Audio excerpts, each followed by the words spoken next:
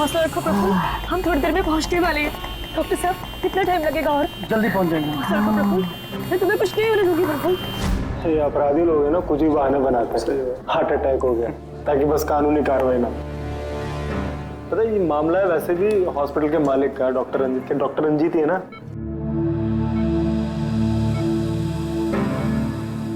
Don't worry Sushila ji, operation के बाद दोनों ब्लॉकेजेस निकल जाएंगे। रंजीत जी, सिगरेट मंगवाऊं आपके लिए? देखिए, आपको मुझे वादा करना पड़ेगा कि इस ऑपरेशन के बाद आप सिगरेट पीना बिल्कुल छोड़ देंगे। Very good. डॉक्टर साहब देखिए ना, इन्हें सांस नहीं आ रही है। प्रफुल्ल मैं तुम्हें कुछ नहीं होने दूंगी, मैं हूं ना। हम बस थोड़ी देर में ही पहुंचने वाले हॉस्पिटल। प्रफुल्ल सब कुछ ठीक हो जाएगा, मैं हूं ना। डॉक्टर साहब जल्दी करिए।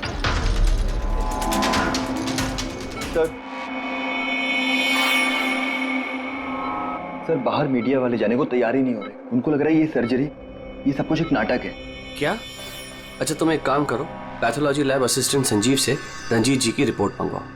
सर मैंने रिपोर्ट्स के लिए बोला हुआ है, बस वो आ ही रही है। देखिए आप लोग शांत हो जाइए।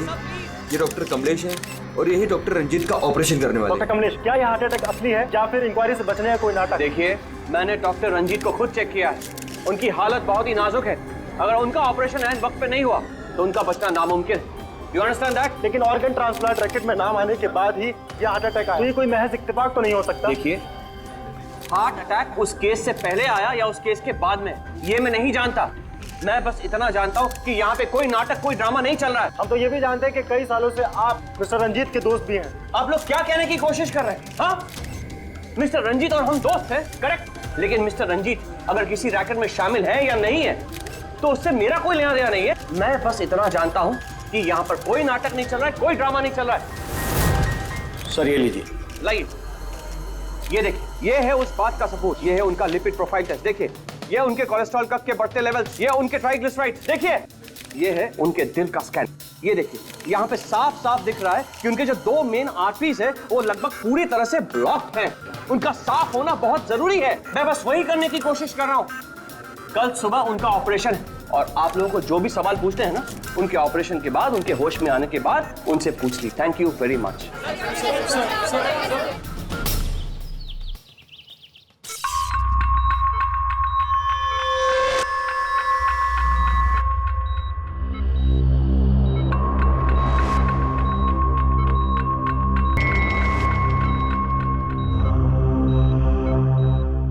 Well done team, operation successful हुआ। अब सारे ब्लॉकेजेस क्लियर हैं और अब ये खतरे से भी बाहर है। विनीत, ड्रेसिंग में। जी sir.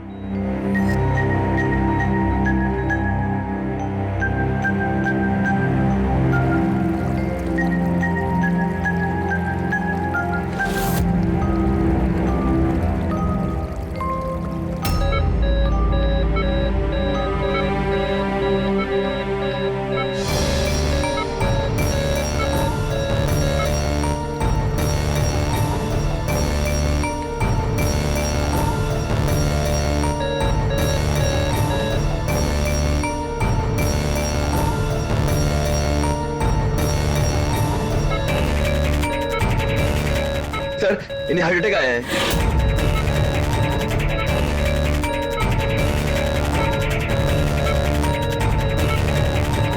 Vineet, give him the injection right now. Oxygen check करो फास्ट।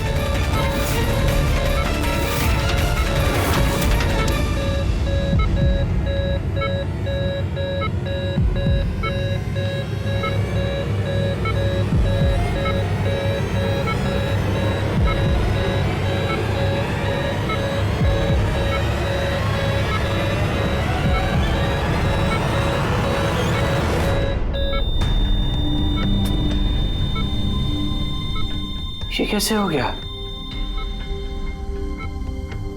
हम इन्हें बचा ना पाए।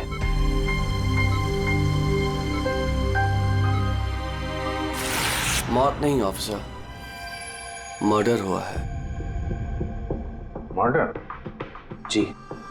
पर डॉक्टर रंजीत की मौत तो हार्ट अटैक से हुई है ना? हार्ट अटैक तो हुआ है लेकिन अपने आप नहीं हुआ है। क्या मतलब? आइए मैं आपको दिखाता हूँ, आइए। ये देखिए सर, ये है रंजीत के दिल का स्कैन जो उसकी सर्जरी के पहले किया गया था। ये 2 आर्टरीज, ये पहली वाली लगभग 50% ब्लॉक्ड है, जबकि दूसरी वाली 80% ब्लॉक्ड है।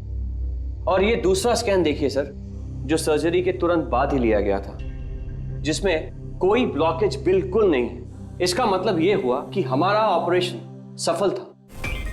लेकिन फिर अचानक डॉक्टर रंजीत को दिल का दौरा पड़ा और हम उन्हें बिल्कुल बचा ना सके। तो इसीलिए आप कह रहे हैं कि रंजीत को हार्ट अटैक नहीं बल्कि किसी ने मारा है? सर, मुझे पूरा यकीन है कि डॉक्टर रंजीत की हत्या ही हुई। अब चौंकाने वाली बात यह है कि यहां पे एक ब्लॉकेज है जो सर्जरी से पहले किए हुए स्कैन में था ही नहीं, और इसी की वजह से हार्टरी में 100% ब्लॉकेज हुआ, जिसकी वजह से फाइनली डॉक्टर रंजीत की मौत हो गई। हाँ मगर डॉक्टर साहब, कभी कभी सर्जरी के वक्त भी तो खून का थक्का आ जाता है, उसकी वजह से हार्ट अटैक आया होगा। होता है सर, लेकिन इतना बड़ा ब्लॉकेज यूं मिनटों में नहीं बनता, इसके लिए सालों लगते हैं सर। सुबह के 7 बजे जब हमने ये पहला स्कैन निकाला था तो इसमें कोई ब्लॉकेज बिल्कुल नहीं था सर। महज 15 से 20 मिनट के अंदर अंदर इतना बड़ा ब्लॉकेज कैसे बन सकता है सर, बताइए। डॉक्टर साहब, क्या कोई ऐसे किसी की आर्टरी ब्लॉक कर सकता है? किसी ने कैसे ऐसा किया होगा ये तो मुझे भी नहीं पता। वो हम पता लगा लेंगे डॉक्टर साहब, लेकिन आप सिर्फ इतना बताइए, किसने किया होगा, ये कौन कर सकता है, बताइए। मुझे नहीं लगता कि रंजीत जैसे भले आदमी के साथ ऐसा कोई कर सकता है। डॉक्टर साहब, जहां तक हमें मालूम है डॉक्टर रंजीत वही है ना जिनके ऊपर ऑर्गन ट्रांसप्लांट के मामले में गड़बड़ी करने का केस चल रहा है? हाँ चल रहा है, लेकिन उसके बारे में मुझे कोई जानकारी नहीं। चलो, thank you doctor. Abhijeet, body को फोरेंसिक लैब भेज दो और डॉक्टर साळुंखे को पूरी बात डिटेल में बता देना। Very interesting. I know. Boss, boss, doctor Kamlesh का शक एकदम सही था। रंजीत का खून ही हुआ है, उसकी आर्टरीज में ब्लॉकेज था नहीं, ब्लॉकेज करवाया गया। ब्लॉकेज करवाया गया मतलब? बहुत चौंकाने वाली बात है। क्या कुछ नई बात बताया आप? नई बात बताता हूँ, आइए। ये देखो बॉस, ये इंसान का दिल है और ये है वो ब्लड वेसल्स, आर्टरीज, जिनकी वजह से दिल में खून आता जाता है। अब ये आर्टरीज 2 तरीके से ब्लॉक हो सकती है बॉस। या तो खून में कोलेस्ट्रॉल की मात्रा ज्यादा हो जाए और आर्टरीज में प्लाक जमा हो जाए। ये देखो इसका क्रॉस सेक्शन, ये प्लाक इकट्ठा हो गया, प्लाक इकट्ठा हो गया है और आर्टरीज ब्लॉक हो गई। दूसरी वजह, किसी भी कारण से खून का थक्का जम जाए और आर्टरीज को ब्लॉक कर देना। अब इसकी सर्जरी में ये जो 2 ब्लॉकेजेस थे, ये तो सर्जरी के दौरान क्लियर हुए थे, ठीक है, लेकिन फिर भी इसकी मौत हुई हार्ट अटैक की वजह से ही हुई। और वो है ये तीसरा आर्टरी का ब्लॉक, जिसकी वजह से हार्ट अटैक हुआ। और इस ब्लॉक की कोई और ही वजह है बॉस। ब्लॉक की वजह कुछ और है मतलब? इसकी वजह है पॉलीएक्रिलेट पॉलीमर। Polyacrylate polymer? ये कोई खतरनाक केमिकल है क्या? नहीं फ्रेडी सर, ये केमिकल तो ऑलमोस्ट हर घर में मौजूद होता है। मैं दिखाती हूँ आपको। ये डायपर देख रहे हैं, ये केमिकल हर डायपर और सैनिटरी नैपकिन के अंदर होता है और इसका काम है किसी भी लिक्विड या तरल पदार्थ को जेल में बदलना। ये है पॉलीएक्रिलेट पॉलीमर के क्रिस्टल्स। अब मैं इसको के ऊपर पानी डालती हूँ।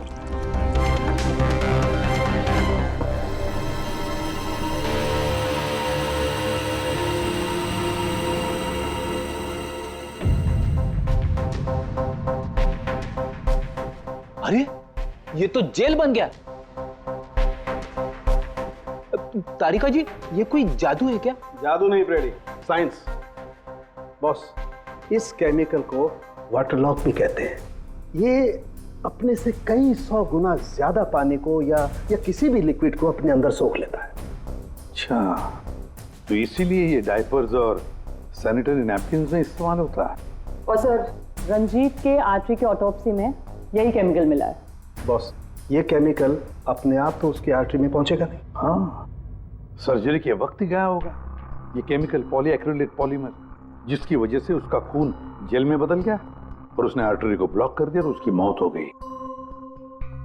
मगर नहीं, ऐसे नहीं हो सकता है साळुंखे। सर्जरी के वक्त ये पॉलीएक्रिलेट पॉलीमर उसके शरीर में डाला नहीं गया। अगर वैसे होता तो उसी वक्त सर्जरी के वक्त उसका खून जेल में बदल जाता, ब्लॉकेज हो जाता और उसकी मौत हो जाती तुरंत। सर्जरी 2 घंटे तक चली और तो और सर्जरी कामयाब भी रही। 2 ब्लॉकेजेस थे, वो भी साफ हो गए, लेकिन ये तीसरा ब्लॉकेज बाद में आ गया। इसका मतलब है पॉलीएक्रिलेट पॉलीमर उसे बाद में दिया गया, सर्जरी के बाद में। और ये तो डॉक्टर कमलेश की टीम में से ही कोई दे सकता है। ऐसे किसी केमिकल का इस्तेमाल सर्जरी में तो नहीं होता सर। पता है हमें डॉक्टर साहब, ये पॉलीएक्रिलेट पॉलीमर सर्जरी में इस्तेमाल नहीं होता और इसीलिए हमें शक है कि किसी ने डॉक्टर रंजीत को जानबूझकर ये दिया है। और हमें शक है वो आप में से ही कोई एक है, आप में से ही कोई। ये आप क्या बोल रहे हैं सर? सर ये हमारे बेस्ट डॉक्टर्स और नर्सेस की टीम है। यहाँ पे ये लोग कोई क्रिमिनल्स नहीं है सर। क्रिमिनल्स हमारे जैसे ही दिखते हैं, समझे आप? आसमान से नहीं टपकते। लेकिन सर, इस हॉस्पिटल से हमारा घर चलता है, हम हमारे मालिक को क्यों मारेंगे? और सर, डॉक्टर रंजीत से हमारी कोई दुश्मनी भी नहीं थी, तो उन्हें मारकर हमें क्या मिलेगा? डॉक्टर, आपने कहा कि ये केमिकल सर्जरी में नहीं इस्तेमाल किए जाते, लेकिन जो औजार, जो इंस्ट्रूमेंट्स सर्जरी में इस्तेमाल किए जाते हैं, वो कहीं ऐसा तो नहीं किसी ने इस केमिकल को उन औजारों पे ही लगा दिया हो? ऑपरेशन के वक्त आप लोगों ने कौन कौन से इंस्ट्रूमेंट यूज किए थे? सर सबसे पहले हमने एनेस्थीसिया यानी कि बेहोशी का इंजेक्शन दिया। बस एक नीडल, एक सिरिंज और एक इंजेक्शन ही यूज किया है। दरअसल ये चीजें बिल्कुल वैक्यूम पैक होती हैं। इनको सिर्फ और सिर्फ ऑपरेशन के वक्त ही खोला जाता है। मैंने डॉक्टर कमलेश को सेट दिया था और मैंने पूरी तरह चेक किया था, वो वैक्यूम पैक था। और हाँ सर, हमने दवाइयाँ और खून चढ़ाने के लिए कुछ ट्यूब्स का भी इस्तेमाल किया, जैसे कि IV ट्यूब्स, कैथीटर एटसेट्रा। ये सारी चीजें हम देखना चाहते हैं। एक सर्जरी में इस्तेमाल हुई चीजें हम दोबारा इस्तेमाल नहीं करते, उसको जला के नष्ट कर देते हैं। और वो सारी चीजें कल ही हमने भिजवा दी थी और अब तो सब ये कहाँ पर है ये सारी चीजें? कहाँ डिस्ट्रॉय करते हैं आप लोग? सर, इंसिनरेटर रूम में। इंसिनरेटर रूम में? फ्रेडी, तारिका, जाओ जाकर देखो जल्दी।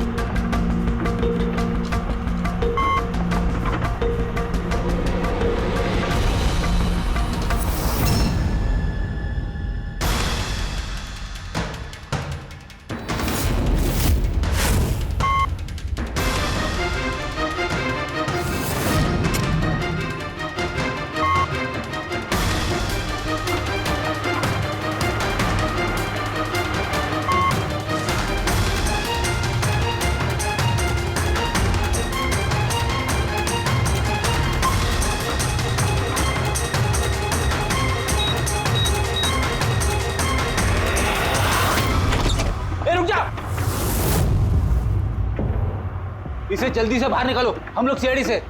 चलो निकालिए बाहर।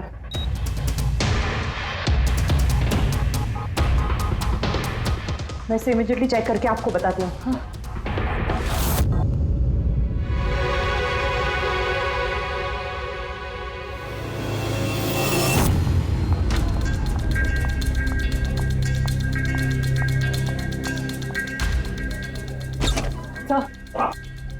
सर, एक IV ट्यूब, IV बैग और एक सेंट्रल लाइन में से मुझे पॉलीएक्रिलेट पॉलीमर के ट्रेसेस मिले हैं। क्या?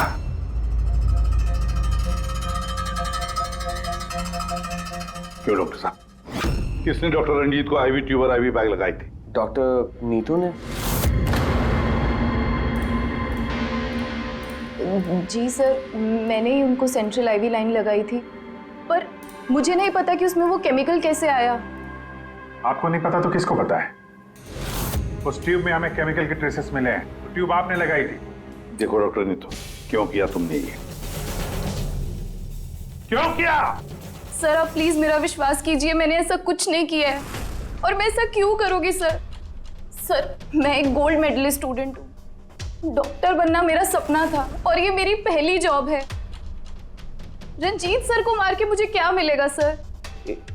एसीपी सर, मैं आपसे हाथ जोड़कर विनती करता हूँ कि प्लीज आप हम में से किसी पे शक मत कीजिए। हम में से ऐसा कोई नहीं कर सकता। आप खुद ही सोचिए, अगर हम में से किसी ने भी ऐसा किया होता तो हम खुद आपको यहाँ क्यों बुलाते? बस वो केमिकल आईवी ट्यूब और आईवी बैग में से मिला है और वो डॉक्टर नीतू ने लगाया था। अगर डॉक्टर नीतू ने नहीं लगाया तो फिर और किसने लगाया? है कोई जवाब?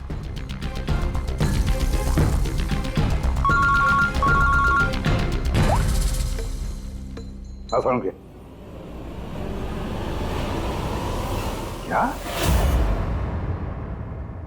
साळुंखे, अभी अभी तक तो तू ये कह रहा था कि पॉलीएक्रिलिक पॉलीमर से कोई भी लिक्विड कुछ ही सेकंडों में जेल में कन्वर्ट होता है। अब तू कह रहा है कि डॉक्टर रंजीत की सर्जरी से पहले उसे ये पॉलीमर दिया गया था। कैसे? ये कैसे हो सकता है? हाँ? बॉस, जब मैंने रंजीत की ऑटोप्सी को और बारीकी से चेक किया तो मुझे पॉलीएक्रिलेट पॉलीमर के अलावा एक और केमिकल भी मिला। और एक केमिकल मिला? कौन सा? जेलेटिन। जेलेटिन तो घुल गया है लेकिन उसके ट्रेसेस अभी भी बाकी हैं बॉस। यार तू कहना क्या चाहता है? मुझे आश्चर्य इस बात का है कि जेलेटिन आखिर उसके खून में गया तो गया कैसे?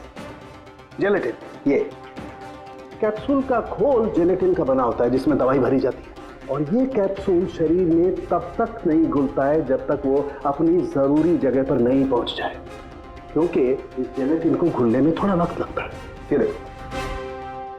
ये जेलेटिन का कैप्सूल ये हमने पानी में डाला, अब इसे घुलने में थोड़ा वक्त लगेगा।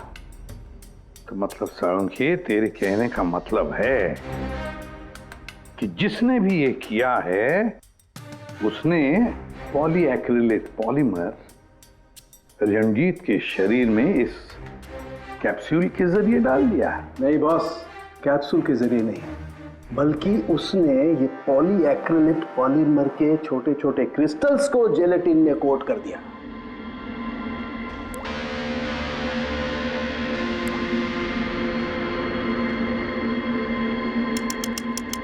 वो नहीं चाहता था कि ये केमिकल तब तक डिसॉल्व हो जब तक वो दिल में नहीं पहुंच जाए। उसे सब कुछ पता था, जेलेटिन के घुलने का वक्त, केमिकल के दिल तक पहुंचने का वक्त, सब कुछ जानता था वो। इसीलिए उसने बहुत होशियारी के साथ ये प्लान बनाया और कामयाब भी हो गया।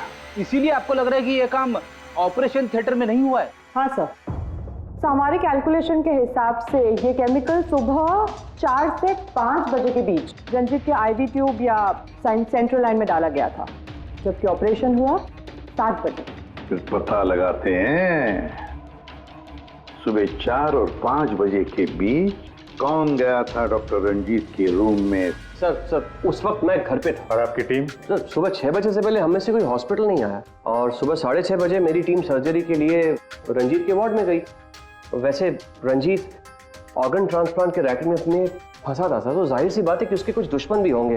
तो ये सारा मामला इलीगल ऑर्गन ट्रांसप्लांट का ही है? हाँ? सर मुझे इसके बारे में तो ज़्यादा जानकारी नहीं है, लेकिन लोगों ने कंप्लेन की है कि रंजीत ऑर्गन ट्रांसप्लांट की लिस्ट में धांधली किया करता था। सर कैसी लिस्ट? जब भी किसी मरीज को अपने शरीर का अंग बदलना होता, उसे ज़रूरत होती एक ऐसे डोनर की जिससे वो अंग लिया जा सके। कई बार ऐसे मरीज महीनों यहाँ तक कि सालों साल भी डोनर का इंतजार करते हैं। ऐसे मरीजों की एक लिस्ट होती है और जैसे ही डोनर मिल जाता है उस लिस्ट के हिसाब से पहले और बाद में उन्हें वो अंग दे दिया जाता है। लेकिन लोगों की ये कंप्लेन रही है कि डॉक्टर रंजीत ज़रूरतमंद मरीजों को वो अंग न देकर अमीर और पैसे वाले मरीजों को भारी कीमत पर वो अंग बेच दिया करते थे। लेकिन इससे पहले कि इस केस का कोई भी निष्कर्ष निकल था, किसी ने डॉक्टर रंजीत को ही मार दिया। हॉस्पिटल में कल सुबह 4 और 5 बजे के बीच जितने भी लोग मौजूद थे उन सब से पूछताछ करते हैं। ऑपरेशन के पहले पूरे वक्त में उनके साथ थी। सर भाभी जी को कहीं जाना पड़ता था तो मैं और धर्म वहीं पे होते थे। रात को कौन था वहां पे? सर 12 बजे तक तो हम लोग भी थे, उसके बाद हम लोग चले गए थे। तो मैम रात को आप थी वहां पे? जी 4 से 5 बजे के बीच भी? जी हाँ, 4 और 5 के बीच में वही थी। इससे आप साबित क्या करना चाहते? मैंने मेरे पति को मारा है। मैं पत्नी हूँ उनकी। ऐसे समय में मैं उनके पास नहीं रहती तो कहाँ रहती? देखिए मैम, 4 से 5 बजे के बीच मिस्टर रंजीत की आईवी में वो केमिकल डाला गया, और अगर उस वक्त आप थी वहां पर तो जाहिर सी बात है कि आप ही ने किया। ये क्या कह रहे हैं आप? देखिए, मेरे पति जैसे भी थे, वो उन पे कोई भी इल्जाम था, वो एक अच्छे पति थे, मेरे सब कुछ थे, और उन्हें मारने के लिए मेरे पास कोई वजह नहीं थी। देखिए, अगर आपने नहीं किया है तो जिसने भी ये किया है या जो भी 4 से 5 बजे के बीच वहां पर आया था, आपने उसे देखा तो हो गई? मैंने घड़ी तो नहीं देखी थी, लेकिन लगभग उसी वक्त वार्ड में एक डॉक्टर आया था। मैं उनका चेहरा नहीं देख पाई क्योंकि चेहरे पर मास्क था। क्या हुआ डॉक्टर? सब ठीक है ना? इनका सीआरपी रिपोर्ट नॉर्मल है। डॉक्टर, आप कुछ बोल क्यों नहीं रहे? कोई चिंता वाली बात तो नहीं है ना? Doctor, doctor. ये 4 से 5 बजे के बीच मिस्टर रंजीत को जो आईवी बैग लगा हुआ था, वो किसने लगाया था? सर, मैंने रात को 12 बजे लगाया था, वो सुबह तक चल रहा था। सर, हो सकता है आईवी बैग्स बदल दिए गए हो। ये आईवी बैग्स आप लोग रखते कहाँ हैं? और कौन कौन जा सकता है वहां पर? सर, स्टोर रूम में रखते हैं और वहां पर सभी लोग आ जा सकते हैं। उस वक्त हॉस्पिटल में कितने लोग थे? सर, बहुत सारे लोग थे, लेकिन रंजीत सर को जिस वार्ड में रखा गया था वो स्पेशल वार्ड था और वहां पर कोई आ नहीं सकता था। वो सिर्फ उसी मंजिल के लोग वहां पे जा सकते थे, जैसे कि पैथोलॉजी स्टाफ, नर्स, डॉक्टर्स और मरीज और उनके रिश्तेदार। और डॉक्टर तेज, आप ड्यूटी पर थे वहाँ? जी हाँ, लेकिन सर सुबह 4 और 5 बजे के बीच में मैं मिस्टर रंजीत के रूम में गया ही नहीं था सर। ना ही मैंने कोई सर्जरी वाला मास्क लगा रखा था।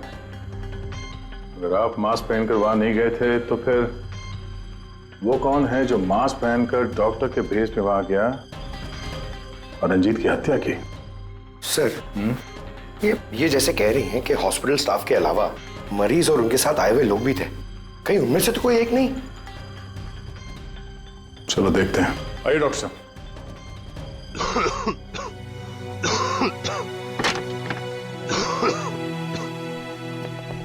सर, इस वार्ड में वो मरीज हैं जो कल भी एडमिट थे।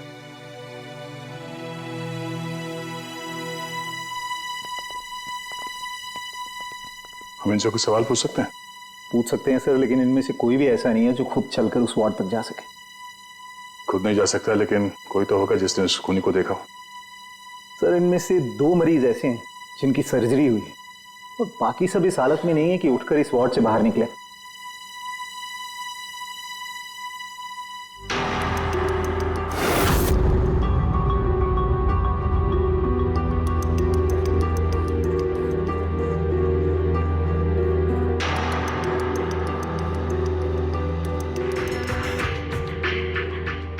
बस इतने ही मरीज हैं, इनके अलावा कोई और? मतलब कोई ऐसा जो कल यहाँ पर था मगर अभी नहीं है? हाँ सर, एक आदमी था जो मिस्टर रंजीत की सर्जरी से एक रात पहले आया। उसे सीने में दर्द की प्रॉब्लम थी।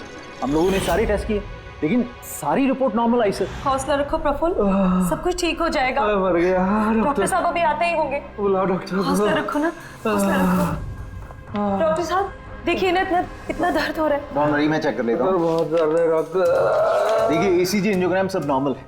मुझे नहीं लगता इन्हें कोई हार्ट की प्रॉब्लम है। मुझे लगता है इन्हें गैस की प्रॉब्लम है। मैं कुछ दवाइयाँ लिख देता हूँ, आप इन्हें घर ले जा सकते हैं। घर? नहीं डॉक्टर साहब, मैं कोई रिस्क नहीं लेना चाहती। आप कम से कम रात भर तो इन्हें यहाँ रहने दीजिए ना। देखिए, मुझे नहीं लगता इसकी जरूरत है, लेकिन अगर आप फिर भी कहती हैं, नर्स इन्हें एडमिट कर दीजिए। Don't worry, he will be okay. ये प्रफुल्ल हॉस्पिटल से डिस्चार्ज कब हुआ? सर, यही कोई 9:30-10 बजे। 9:30-10 बजे? पंकज, इस प्रफुल्ल के बारे में पता करो और यहाँ हॉस्पिटल में उसने जो एड्रेस और नंबर दिया है उसे क्रॉस चेक करो।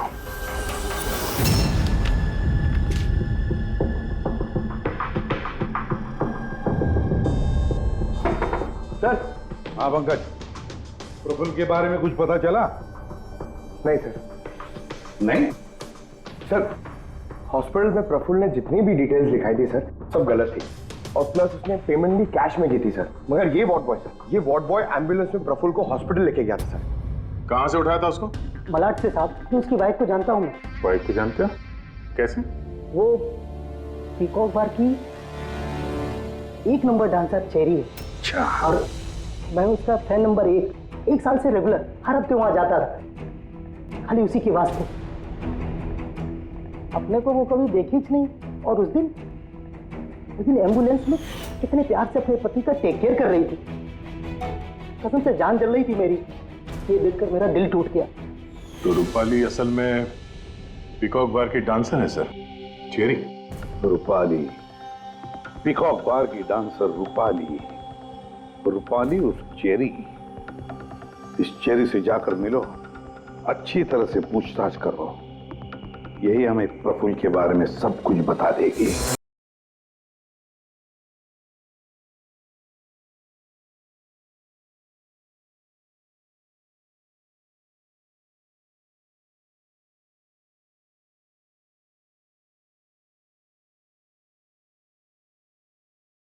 साहब,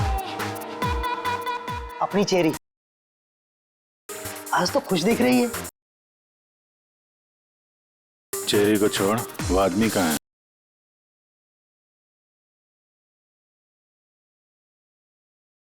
ये कहाँ जा रही है साहब?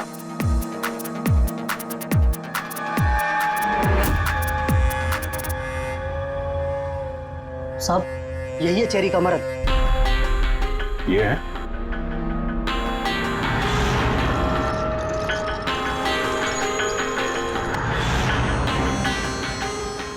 दो दिन पहले इसको हार्ट अटैक आया था। अच्छा, बैठ कर रोमांस कर रहा है।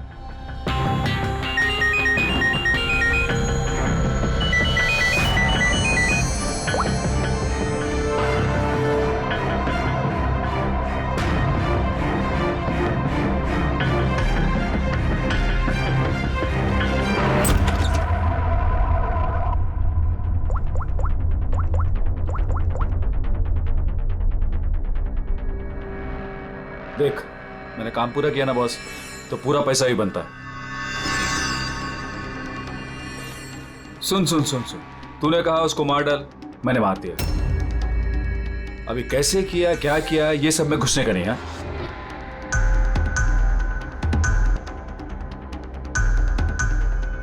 देख देख देख देख, अभी मेरे को ये बता, मेरे को पैसा लेने किधर आने का है बस, ठीक है? कल सुबह 10 बजे, ठीक है?